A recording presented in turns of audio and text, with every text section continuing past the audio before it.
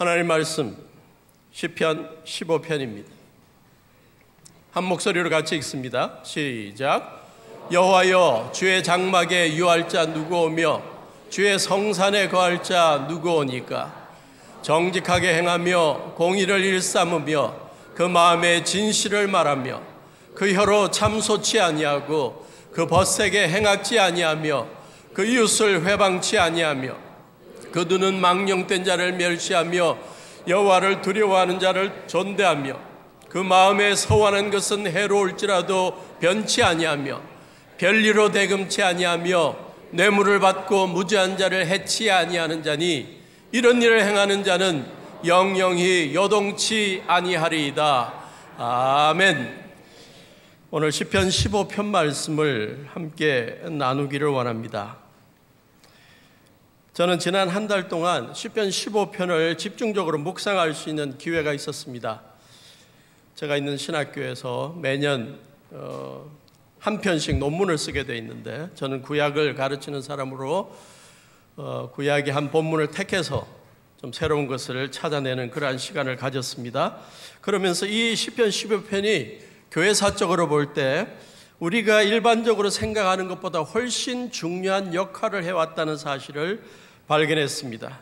고대 시리아 지역의 자료에 의하면 이교도들이 기독교로 개종하게 될 때 그들로 하여금 반드시 지키도록 요구한 사안들이 바로 시편 15편에 나와 있는 사안이라는 것을 발견했습니다. 초대 교회 교부 가운데 크리소스톰이라는 분도 기독교인으로서의 삶의 시작이 어때야 하는지를 단적으로 표현한 것이 시편 15편이라고 강조하며 새롭게 신앙생활을 시작하는 자들에게 시편 15편을 가르쳤습니다. 제롬이라는 초대 교부도 침례를 받으려 하는 사람들에게 삶의 변화를 강조하기 위해서 침례 문답을 할 때 시편 15편을 가르쳤습니다. 기원 후 5세기에 베네딕트라는 수도사는 수도회를 창설하면서 수도사들이 이것을 지켜야 한다 라고 해서 규율을 제시하면서 이 시편을 매일 암송하도록 만들었습니다. 중세시대 말기에 이 시편은 교회 개혁을 요구하는 중에 주로 사용되었고, 칼비네라는 종교개혁자도 시편 15편이 하나님께서 유대인들로 하여금 자기 백성으로 택하시고 그들에게 성전을 세우시고 그들로부터 기대했던 삶이 이 시편 15편에 다 있다라고 강조하기도 했습니다. 오늘 저는 이 시편 15편의 교훈을 함께 나누면서 우리 교회가 올 한 해 혁신이라는 단어를 중요하게 생각하며 우리의 삶의 신앙생활에 좀 혁신을 이루는 기초로서 시편 15편을 같이 나누기를 원합니다. 우리의 삶의 신앙의 혁신의 기초가 되는 것이 바로 시편 15편에서 가르치는 삶의 덕목이 아닌가 생각합니다. 오늘 시편 15편을 보면 어떠한 상황이 암시되느냐? 고대 이스라엘 백성들이 전국 각지에서 1년에 몇 차례 절기를 지키기 위해서 예루살렘 꼭대기에 있는 시온산 꼭대기에 있는 성전에 올라가게 됩니다. 그래서 성지순례를 하게 되죠. 그래서 예루살렘 성전에서 하느님 앞에 절기를 지키고 예배를 드리고 제사를 드리기 위해 모이게 되는데, 성전 바로 문 앞에서 제사장이나 레위인이 서서 그 순례자들에게 질문을 합니다. 주의 장막에 유할 자 누구며 주의 성산에 거할 자가 누구입니까? 라고 물으면 어릴 때부터 율법을 배우고 규례들을 배워왔던 그 순례자들이 하나님께서 가르쳐주신 그들의 삶의 도리들을 암송하게 됩니다. 정직하게 행하며 공의를 일삼으며 그 마음에 진실을 말하며, 그러면서 이 시편 15편에 있는 10가지 삶의 덕목들을 그 성전 문 앞에서 암송합니다. 그러면서 자기들의 삶을 되돌아보는 거죠. 매일의 삶 가운데 내가 이렇게 살았느냐? 그 고백을 하고 나면 드디어 제사장과 레위인들이 성전 문 앞에 있는 그들이 이런 일을 행하는 자는 영영히 요동치 아니하리이다 라고 성전에 들어가게 했던 것입니다. 현대적으로 다시 설명한다면 주일 아침에 성도들이 예배당에 들어올 때 예배당 문 앞에서 안내하는 집사님들이나 안내하는 분들이 질문을 하는 거예요. 잠깐만, 주님의 전에 들어갈 수 있는 사람이 누굽니까? 라고 묻는 것이죠. 그때 이제 성도들이 정직하게 행하며 공의를 일삼으며 그렇게 해서 일주일 동안에 자기들의 삶을 되돌아보는 겁니다. 그래서 내가 이러한 것이 부족했구나. 그래서 자기가 더욱더 하나님 앞에 바르게 살겠다는 결단을 하게 되면 이제 안내하던 분들이 할렐루야 하고 통과 들어오게 만드는 것이죠. 성전 앞에서 이루어졌던 이러한 신앙과 삶에 대한 점검이 실제 있었다면 그 이유가 무엇일까? 실제로 제사장이나 레위인들이 예루살렘 성전 문 앞에서 이러한 질문을 던졌을 때 순례자들이 이러한 대답을 온전히 하지 못하고 버벅거리거나 이렇게 살지 못했다고 눈물을 흘리거나 한탄할 때 당신은 자격이 없으니까 다시 고향으로 돌아가시오 라고 그들을 내쫓는 목적이었을까?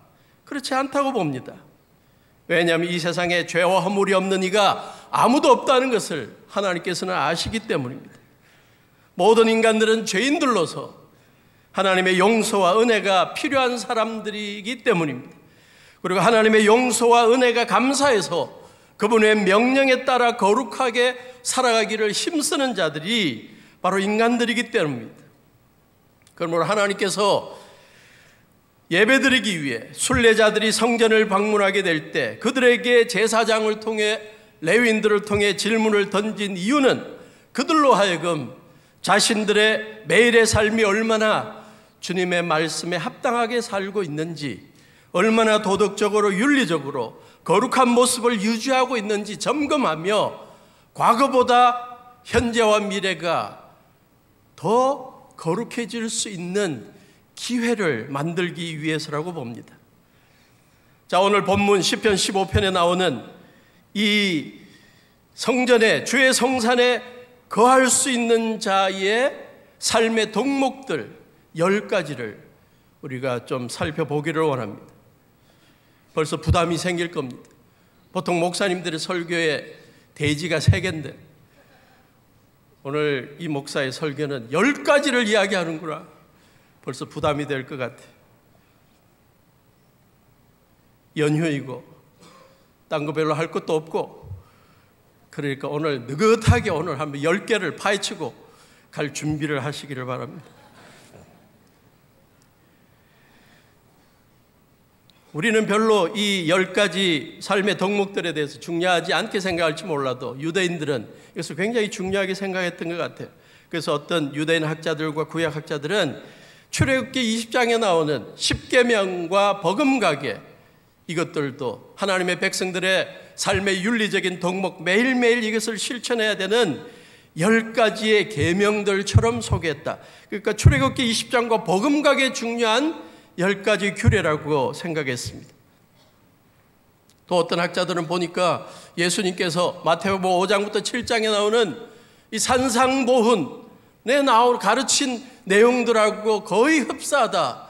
그래서 이 시편 15편과 예수님의 산상보훈을 비교한 그러한 내용도 있는데 그래서 뭐라고 부르냐? 이 시편 15편을 다윗의 산상보훈이라고 부르기까지 하면서 이 교훈을 중요하게 생각하고 삶에 실천하려 했습니다. 혁신적인 신앙생활을 해보기를 다짐하는 우리 중문교회 성도들이 이 시편 15편에 나오는 10가지를 암송하고 올 한 해 늘 묵상하며 지켜나가는 믿음의 사람 될 수 있기를 축원합니다. 그 첫째가 무엇입니까? 15편 2절입니다. 첫째는 정직하게 행하며입니다. 따라합시다. 정직하게 행하며. 근데 원어적으로 보면 정직이라는 의미도 있지만 히브리어적인 의미는 완전하다는 뜻이 더 많습니다. 순전하다, 완전하다, 죄가 없다. 그래서 표준 세번역 개정판에 보면 깨끗한 삶을 사는 사람이라고 번역되어 있습니다. 히브리어로 타밈이라는 형용사가 있는데 구약 성서에서 특히 제사를 드릴 때 제물들이 tamim, 완전해야 된다, 흠이 없어야 한다는 것입니다. 그때 사용된 용어가 이 정직하게라는 형용사입니다. 구약에 보니까 노아를 이 완전한 사람, 정직한 사람이라고 표현했습니다. 노아는 당대의 의인이요 완전한 자라. 아브라함도 너는 내 앞에서 행하여 완전하라. 그래서 성전에 들어갈 수 있는 자는, 주 앞에 나올 수 있는 자는 매일매일의 삶에서 어떤 노력이 있어야 한다? 하나님의 말씀에 비추어, 하나님의 뜻에 비추어 그분의 말씀에 순종하면서 늘 흠없이 완전하게 깨끗하게 살려고, 정직하게 살려고 노력하는 자라는 것입니다. 우리도 이러한 온전한 삶, 흠없는 삶을 살기 위해 매일매일 하나님의 말씀을 기준으로 해서 그 말씀에 순종하며 살아가는 결단이 있기를 바랍니다. 완전한 삶을 살아가려고 노력해 왔습니다. 주님의 말씀에 비추어 하루하루 내 발걸음을 디디려고 노력해 왔습니다. 그때 주님의 전에 들어갈 수 있다는 것이죠. 주님의 임재 앞에 나올 수 있다는 것이죠. 두 번째, 따라합시다. 공의를 일삼으며. 공의를 일삼으며. 공의라는 단어는 인자라는 단어와 진리라는 단어와 함께 구약에서 가장 많이 나오는 단어 세 가지 가운데 하나입니다. 공의를 행하라. 하나님의 백성, 공의로운 하나님답게, 공의로우신 하나님답게 너희들도 공의롭게 살아라는 것입니다. 히브리어로 보니까 ጼ데크라는 단어인데 동사의 의미, 진실을 말하다, 공평하게 대하다, 공정하게 다스리다, 사람들과의 관계에 있어서 편견 없이 대하다. 그래서 공의의 가장 반대말은 편견을 갖고 사람을 대하는 것입니다. 공의롭다는 것은 무게를 재거나 길이를 측량할 때 바르고 공정한 것을 말합니다. 재판장들과 지도자들이, 왕들이 바른 정치를 하는 것이요, 소송에 있어서, 판결함에 있어서 공정함을 말합니다. 오늘날 우리 사회에서 지금 법조계의 비리나 적폐를 이야기하고 있는데 구약 성경에서도 그것을 강조합니다. 공의로운 판결을 하는 것이 하나님께서 원한다는 것이죠. 재판에 있을 뿐만 아니라 서로의 인간관계에 있어서 사람을 대할 때 공평하게, 공정하게 다스리라는 것입니다. 학연이나 지연이나 인연들에 근거하여 대하는 것이 아니라 그들의 인품과 됨됨이에 따라, 실력에 따라 사람들을 대하고 채용하고 관계를 맺는 것입니다. 하나님 앞에 절기를 지키기 위해, 예배드리기 위해 성전으로 나아가는 자들이 그들의 예배 행위 이전에 가정생활에 있어서, 사회생활에 있어서, 사람들과의 관계 속에서, 사업에 있어서 매사를 공의롭게, 공정하게 다루라는 것입니다. 우리 중문교회 성도들은 한 해 내내, 또 앞으로의 삶 내내 하나님 앞에서, 사람들 앞에서 참 공정하다, 참 사람을 대하는 데 있어서 참 공평하다, 편견 없이 대한다 라는 말을 들을 수 있는 영향력 끼치는 사람이 될 수 있기를 바랍니다.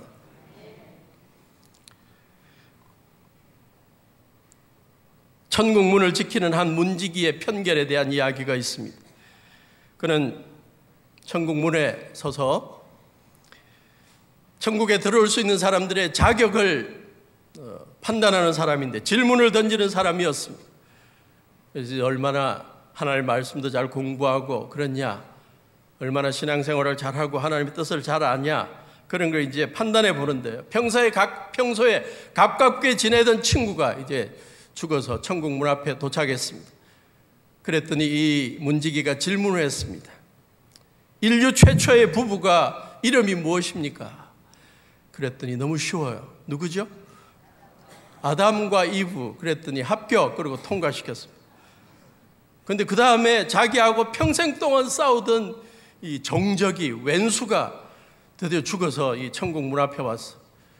그러니까 또 질문을 던집니다. 예수님이 보리떡 5개와 물고기 2마리로 몇 명의 사람을 먹였습니까? 그랬더니 이 사람이 몇 명? 여자와 아이 빼고 남자만 5,000명. 그랬더니 맞았다. 그리고 들여보낼 줄 알았더니 그 다음 질문이 이어집니다. 그 5천 명의 이름을 이야기하시오. 우리가 그런 사람이 아닌지,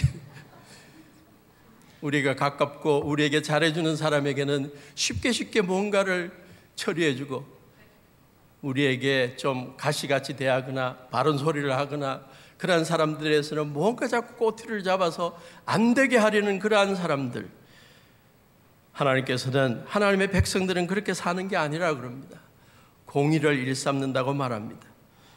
공의를 실천하라는 말은 우리 그리스도인들이 사람들과의 관계 속에서 편견을 벗어나 항상 공정한 사람들로 하나님의 공의로움처럼 우리가 공의롭게 공정하게 일을 처리하고 사람들을 대해야 한다는 것을 말합니다.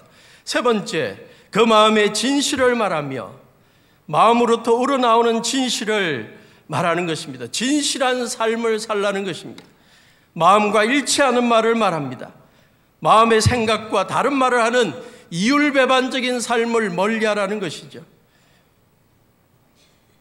우리 모두 그리스도인들의 삶이 진실한 삶이 될 수 있기를 바랍니다.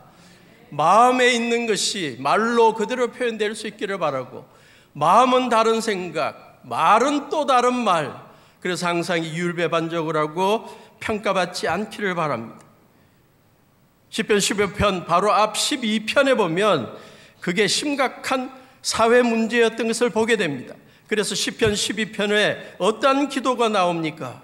여호와여 도우소서, 경건한 자가 끊어지고 충실한 자가 인생 중에 없어지고 있습니다. 저희가 이웃에게 각기 거짓말을 말하며 아첨하는 입술과 두 마음으로 말합니다. 하나님 앞에 좀 바르게 살아가려고 신앙생활하고 믿음생활하고 사회생활하려는 의인들에게 항상 주위 사람들이 아첨하는 말을 하거나 두 마음으로 이율배반적인 마음으로 말하면서 의인들을 괴롭힌다는 것입니다. 그러니까 어떤 기도가 나옵니까? 3절 같이 읽어볼까요? 시작. 여호와께서 모든 아첨하는 입술과 자랑하는 혀를 끊으시리니. 저기는 그냥 서술적인 문장으로 되어 있지만 히브리어에서는 기도문입니다.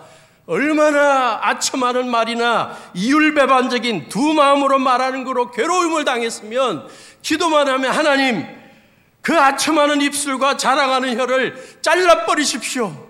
그게 기도 제목이에요. 여러분들의 삶에는 그런 기도가 없기를 바랍니다. 그러나 이 사회는 그런 말을 하는 사람이 너무나 많은 것 같아요. 하나님께서 하나님의 전에 들어올 수 있는 자, 하나님의 백성 될 수 있는 자, 하나님의 백성으로 살아가는 자는 마음의 진실을 말하라. 이율배반적으로 살지 말라는 것이죠. 거짓 없이 진실하게 살아가라는 것입니다. 사람들이 하루에 평균 몇 번을 거짓말을 할까? 어떤 조사에 의하면 200번을 한대요. 10분에 한 번씩 거짓말을 한대. 이건 진짜 거짓말인 것 같아요. 너무 많은 것 같아요. 다른 조사에 의하면 남자는 하루에 6번을 거짓말을 하고요, 여자는 3번을 거짓말을 한대. 이거 조금 그럴싸하다. 사람들이 제일 자주 하는 거짓말, 계약서나 동의서에 사인할 때 다 읽어보지도 않고 읽었다고 그냥 눌러버리죠.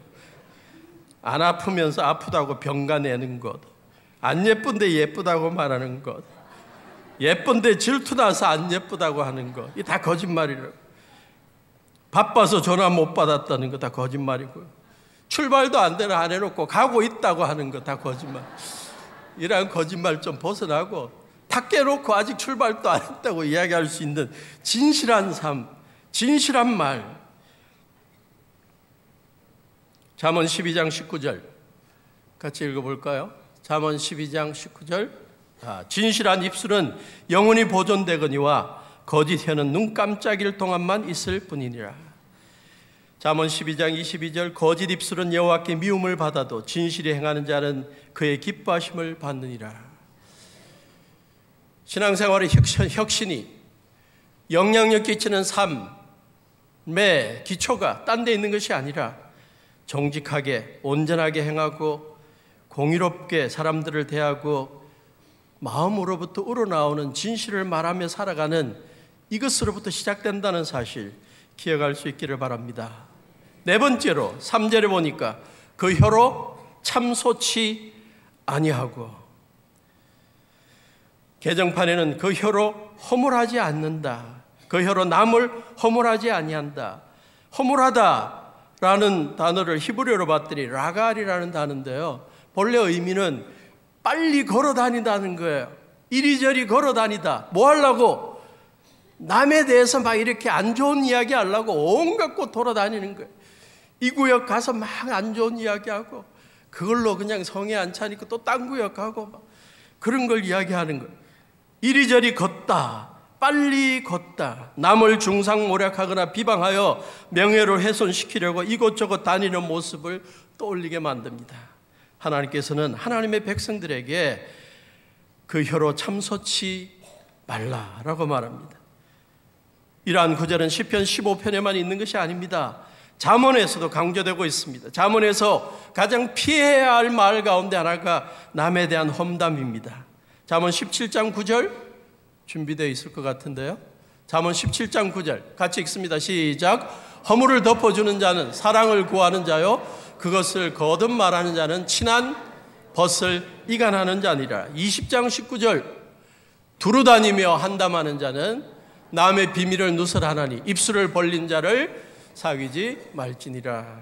남이 나를 험담하고 다닌다는 사실을 알게 되면 그 주위에 붙어 있을 사람이 없을 것입니다.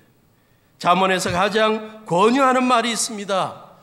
험담하는 말 대신 권유하는 말이 있다면 온순한 말이고요, 부드러운 말이고, 따뜻한 말이고, 생명나무 같은 말입니다. 격려하는 말입니다. 잠언 15장 1절 한 해 내내 우리가 이렇게 말하며 살아가면 좋겠습니다. 시작. 유순한 대답은 분노를 쉬게 하여도 과격한 말은 너를 격동하느니라. 부드럽게 말하는 한 해가 될 수 있기를 바라요. 부부 사이에 조그만 일 갖고 막 화내고 막 도레미파 솔라시도 높은 도로 막 올리고 그런 걸 떠나서 아주 중저음 바리톤으로 부드럽게 유순하게 할 수 있기를 바랍니다. 15장 3절 여호와의 눈은 어디서든지 악인과 선인을 감찰하신다. 25장 15절 오래 참으면 관원이 그 말을 용납하더니 부드러운 혀는 뼈를 꺾느니라. 부드럽게 말하는 우리 모두가 될 수 있기를 바랍니다. 허물을 말하기 위해 이리저리 다니는 것이 아니라 항상 부드럽게 말하고 유순하게 말하고 남의 길을 살려주는 말을 하고 깊이 생각한 후에 말하고 상대방의 입장에서 배려하는 말을 하는 우리가 되면 좋겠습니다. 잠언 15장 28절 의인의 마음은 대답할 말을 깊이 생각하여도 악인의 입은 악을 쏟느니라.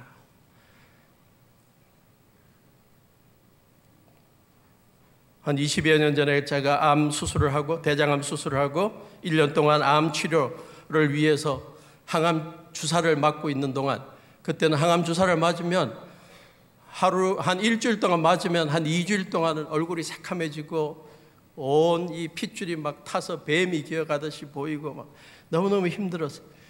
그때 한 번은 아는 사람을 만나게 됐는데 그분이 저에게 격려한다고 한 말이 저에게는 상처가 되었습니다. 너무 실망하지 마세요. 예수님보다 더 오래 사셨잖아요. 그래서 뭐 맞는 말이죠. 근데 듣는 사람은 진짜 기분 나쁘더군요. 그래서 제가 거의 이렇게 나올 뻔해서 입장 바꿔놓고 생각해봐라. 그 말이 나오라. 우리 말로 사람들에게 상처 주고 말로 사람들을 격려하고 치유하는데 올 한 해는 하나님의 말씀에 나오는 것처럼 혀로 남을 험담하지 않고 혀로 이웃들을 길을 살리고 치유해주는 좀 보람 넘치는 한 해가 될 수 있기를 바랍니다. 마크 트웨인이 말했습니다. 나는 좋은 격려 한마디를 들으면 2달을 기뻐하며 살 수 있다. 여러분의 말 한마디 때문에 여러분의 배우자가 기가 살아서 살 수 있기를 바라고, 여러분의 자녀들이 기가 살아서 당당하게 살 수 있기를 바랍니다. 여러분 말 한마디 때문에 여러분 성도들이, 여러분 구역 식구들이 기가 살아서 주님 더 잘 섬기는 사람들로 바뀔 수 있기를 바랍니다. 다섯 번째, 그 벗에게 행악지 아니하며. 따라합시다. 그 벗에게 행악지 아니하며. 행악이라는 단어가 좀 추상적으로 느껴지는데요, 히브리어 원어적인 의미는 구체적입니다. 정신적인, 육체적인 고통을 말하고요, 불행을 말하고, 해를 입히는 것을 말하고, 재해를 말하고, 부당한 행위, 이러한 것들을 다 포함하는 개념입니다. 이웃들에게 고통을 주지 말라는 거예요. 나의 말과 행동으로 이웃이 정신적인, 육체적인 고통 당하게 하지 말라. 불행 주지 말고, 상해를 당하게 하지 말고, 부당한 행위를 하지 말라는 것입니다. 그게 하나님의 백성들이 하나님 앞에 나올 때 예배드리기 전에 보여야 할 모습이라는 것입니다. 이사야에 보면 정반대가 나옵니다. 이사야서에 보면 하나님 앞에 수많은 하나님의 이스라엘 백성들이 하나님 앞에 제사드리고 예배드리고 있습니다. 통성기도 한다고 주여라고 외치고 있었어요. 근데 주님께서 그들을 보고 너희들이 기도 안 듣겠다, 내가 귀를 막겠다. 왜 그러십니까? 너희들 손 봐라, 손에 뭐려? 손에 피가 묻어 있다. 그 피가 뭔데? 사회생활하면서 주위 사람들을 피를 흘리게 만든 겁니다. 하나님께서 그걸 보고 기도 듣지 않겠다고 말합니다. 같은 맥락이 아닌가? 이웃에게 앙을 행치 않을 때 주님의 기쁨이 되고 주님께 예배드리고 당당하게 나올 수 있다는 것이죠. 예배와 사회생활 속에서의 이웃과의 참 선한 평화로운 관계, 그것이 같이 이어져야 한다는 사실을 가르치고 있습니다. 올 한 해 이웃에게 악을 행치 않는 한 해가 되도록 늘 매사에 조심하고 매일매일 우리의 기도 제목에 이게 포함될 수 있기를 바랍니다. 하나님, 내가 직장 동료들에게, 내가 가족들에게, 내가 성도들에게, 주위 사람들에게 정신적, 육체적인 고통을 주지 않게 해주십시오. 그들을 불행하지 않게 하시고, 그들이 부상당하지 않게 하시고, 그들에게 부당하게 대하지 않게 해주십시오. 여섯 번째, 그 이웃을 회방치 아니하며. 그 이웃을 회방치 아니하며. 따라합시다. 그 이웃을 회방치 아니하며. 회방한다.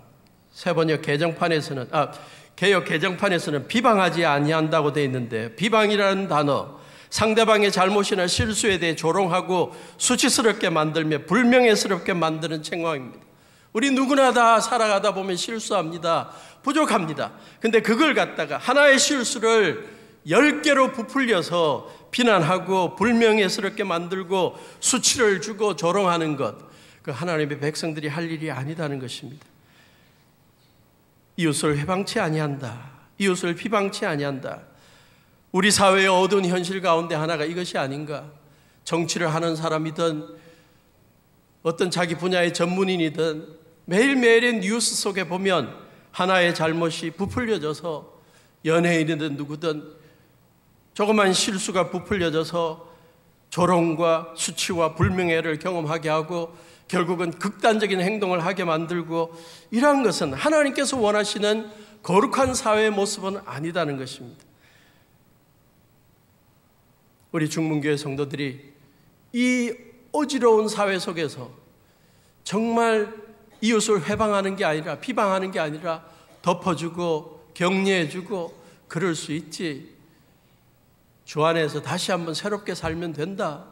기도해 주겠다. 격려하는 사람으로 세상을 좀 밝게 만드는 주체들이 될 수 있기를 주님의 이름으로 축원합니다.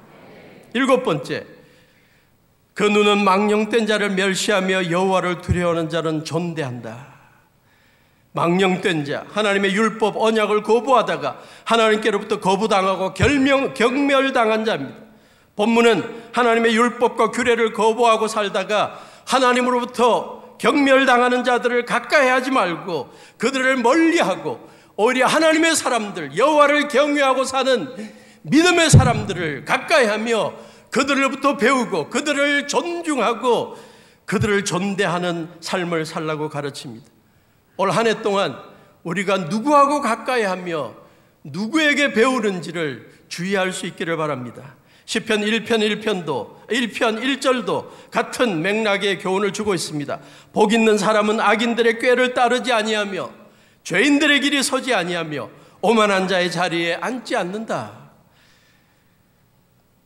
하나님의 율법 언약을 거부하고 마음대로 살아가며 하나님 앞에서 버림받고 저주받고 살아가는 자들, 비난받고 살아가는 자들 곁에 있다가 그들의 인생관을 배워 살다가 그들의 신앙을 망치지 말고, 여러분들의 신앙을 망치지 말고 항상 매일의 삶 속에 안고 일어섬을 잘 분간하는 한 해가 될 수 있으면 좋겠습니다.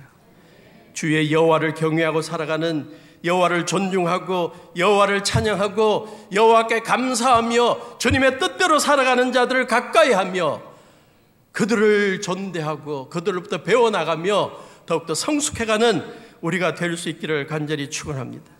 8번째, 그 마음에 서원한 것은 해로울지라도 변치 아니하며.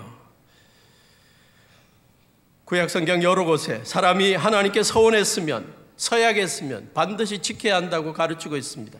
그러나 오늘 본문에서는 하나님께 서원한 것뿐만 아니라 사람들과의 약속을 만들었다면 그것을 지키고, 자기에게 어려움이 온다 할지라도 그 약속을 지키는 사람이 하나님께서 기뻐하는 사람이라고 말하고 있습니다.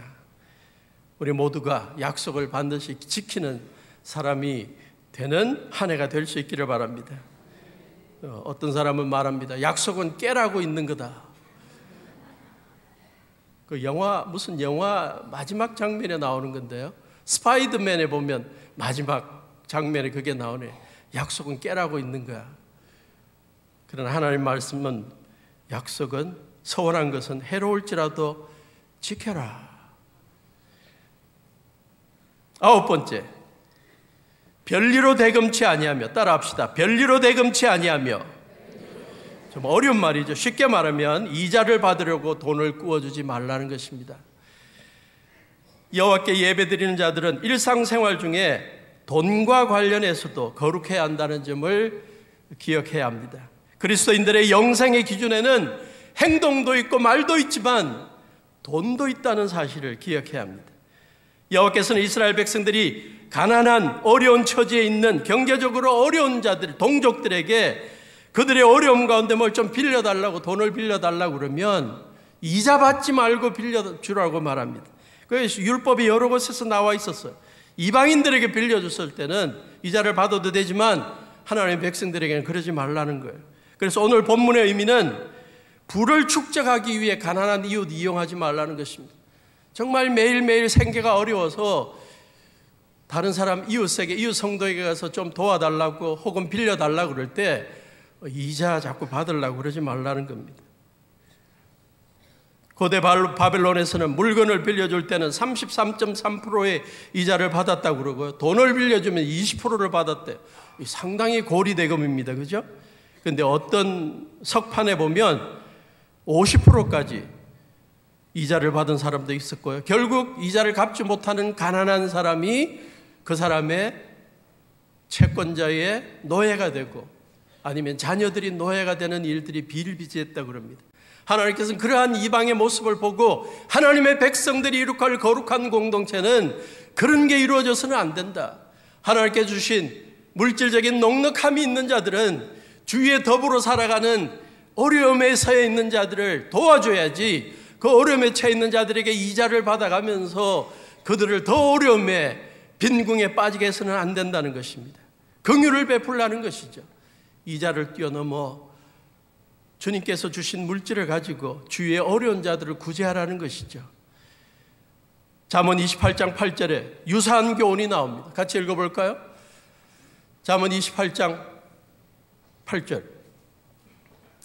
중한 별리로, 같이 읽어볼까? 시작. 중한 별리로 자기 재산을 많아지게 하는 것은 가난한 사람, 불쌍히 여기는 자를 위하여 그 재산을 저축하는 것이니라.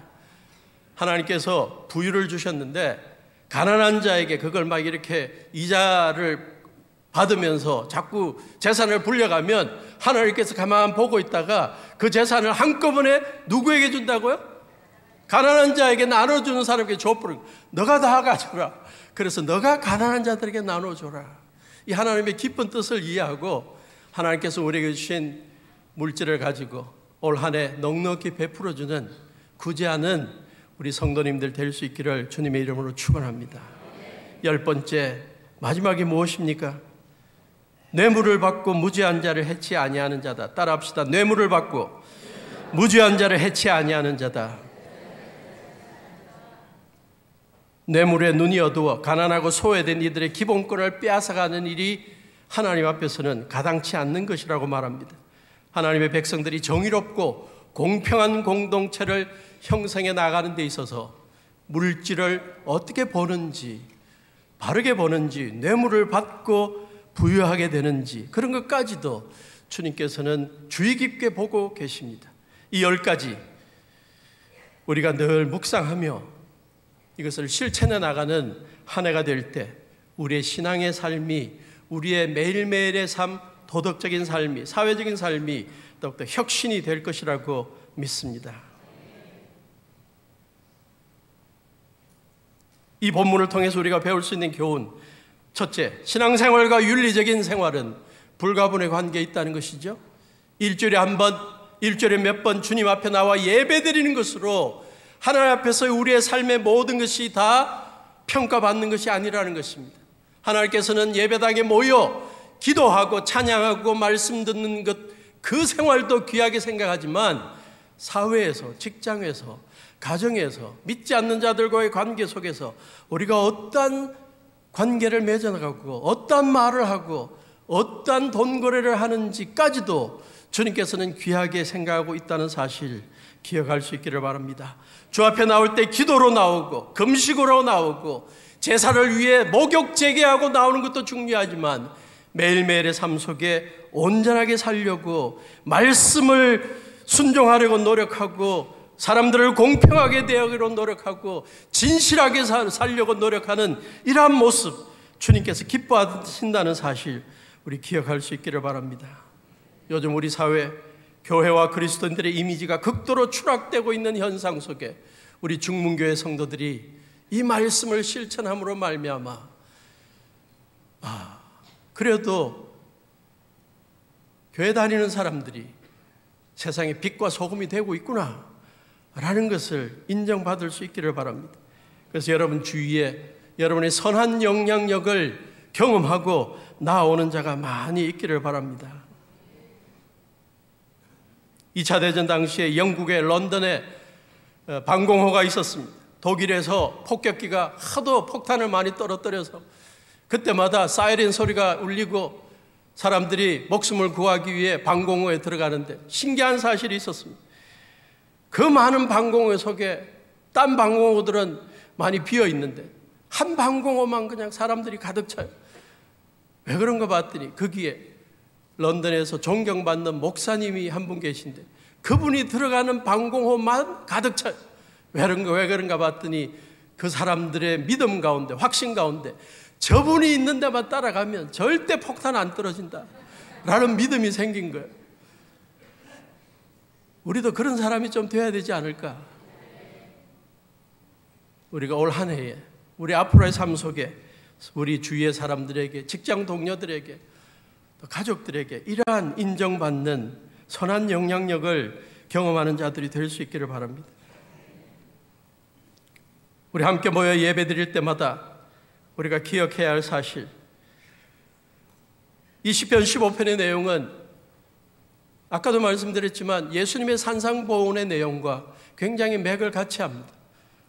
어떤 학자가 E.W. 벨린저라는 영국의 뛰어난 학자가 두 개를 비교한 거 봤더니 유사해요. 시편 15편 이전에 정직하게 행하며 라는 것이 예수님의 마태복음 5장 13절 16절에 강조한 빛 가운데 행하라는 말씀하고 비슷하고요. 공의를 일삼으라는 말씀이 5장 17절부터 20절에 나오는 너희 의가 서기관과 바리새인보다 더 낫지 못하면 결단코 천국에 들어가지 못하리라. 의롭게 살아라는 말씀하고 같은 맥락입니다. 그 마음의 진실을 말하라. 마태복음 5장 21절부터 6장 34절의 내용, 마음의 진실, 마음으로 시기하지 마라. 마음으로부터 구제하고 외식하지 마라. 마음으로부터 기도하라. 마음으로부터 기도하라. 금식도 외식하면서 금식하지 마라. 마음의 보화를 쌓아두라. 마음으로부터 섬기라. 마음의 평안을 누려라.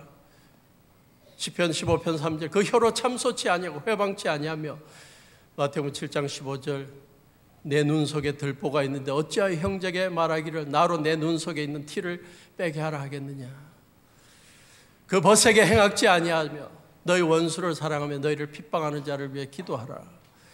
그 눈은 망령된 자를 멸시하며 여호와를 두려워하는 자를 존대하며 예수님의 말씀 마태복음 7장 15절부터 23절 거짓 선지자들을 삼가라. 그의 열매로 그들을 알지라. 그 마음에 서원한 것은 해로울지라도 변치 아니한다. 오직 너희 말은 옳다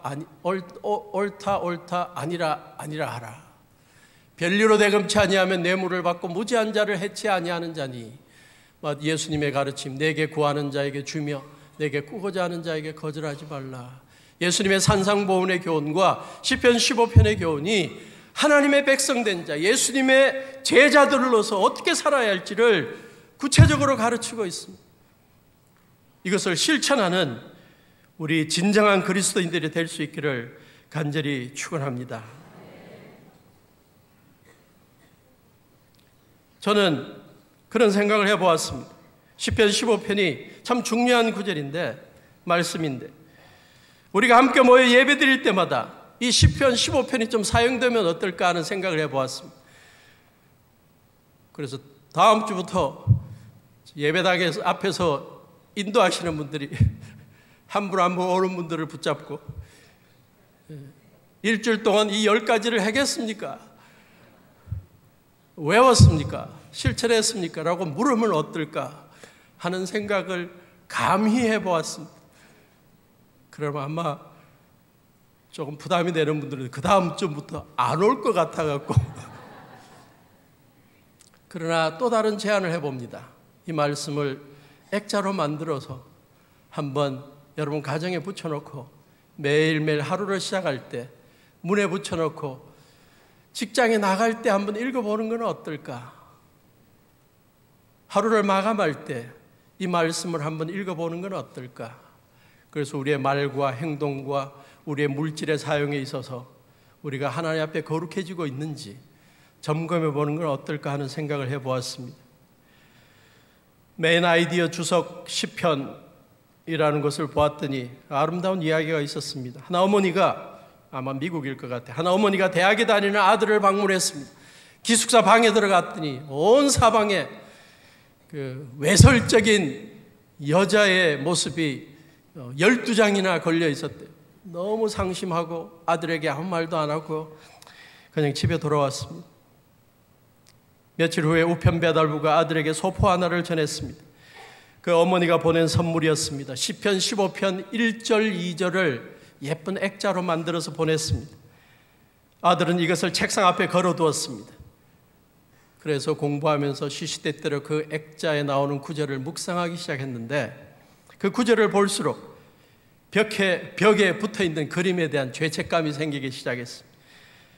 그날 밤 그는 잠자리에 들면서 성구와 가장 가까운 곳에 있는 그림 하나를 떼었습니다. 그 다음 날 또 그 본문을 묵상하고 난 다음에 또 그 옆에 있는 그림을 다 떼었습니다. 며칠이 지나자 벽에는 단 한 개의 그림만 남았는데 바로 시편 15편 1, 2절의 액자였습니다. 하나님의 말씀은 위력이 있습니다. 하나님의 말씀대로 실천하며 살겠다는 결단과 노력이 있으면 우리의 삶이 거룩하게 될 것입니다. 혁신될 것입니다. 이 시편 15편이 올 한 해 구정을 맞아 올 한 해 우리의 삶을 혁신하게 만드는 본문이 될 수 있기를 간절히 축원합니다.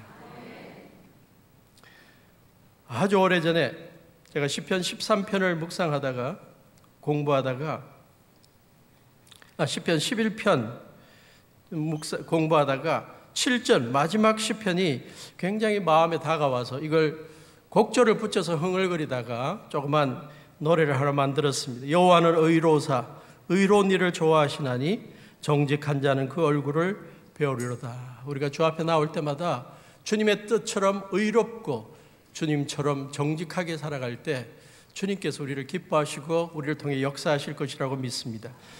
이 노래를, 이 찬양을 같이 부르고 우리가 기도하며 예배를 마치겠습니다.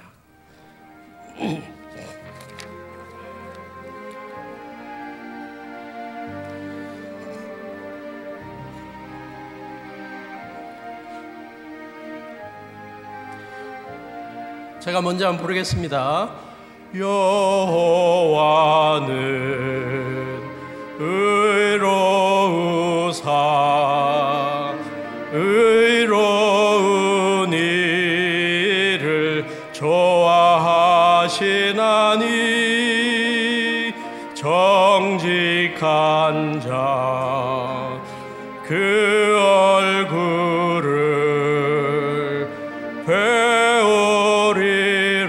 배우리로다. 할렐루야. 같이 부르겠습니다. 여호와는 의로우사 의로운 일을 좋아하시나니 정직한 자 그 얼굴을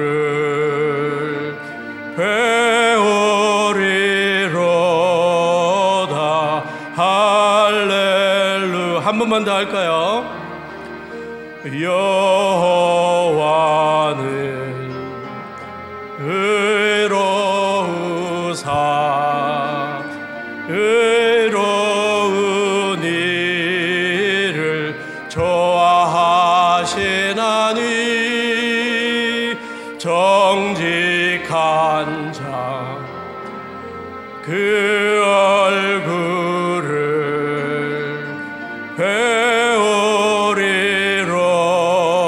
배우리로다. 할렐루야.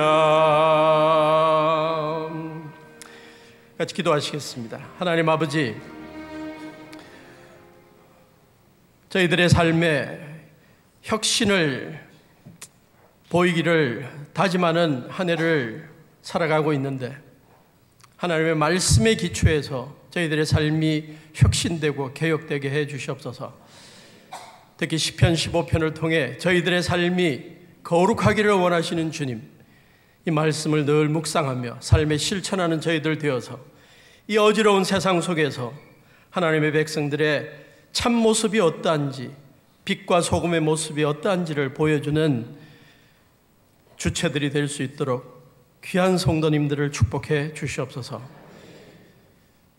이전 것은 지나갔으니 보라 새 것이 되었다고 하는 주님의 약속처럼 우리가 매일매일 주님 안에서 성령과 동행하며 주님의 말씀 붙들고 살아가며 이전보다 훨씬 거룩한 나날의 모습을 보이게 하시고 가정과 교회와 사회를 비추는, 평화롭게 만드는, 행복하게 만드는 주체들이 될 수 있도록 저희들을 사용해 주시옵소서.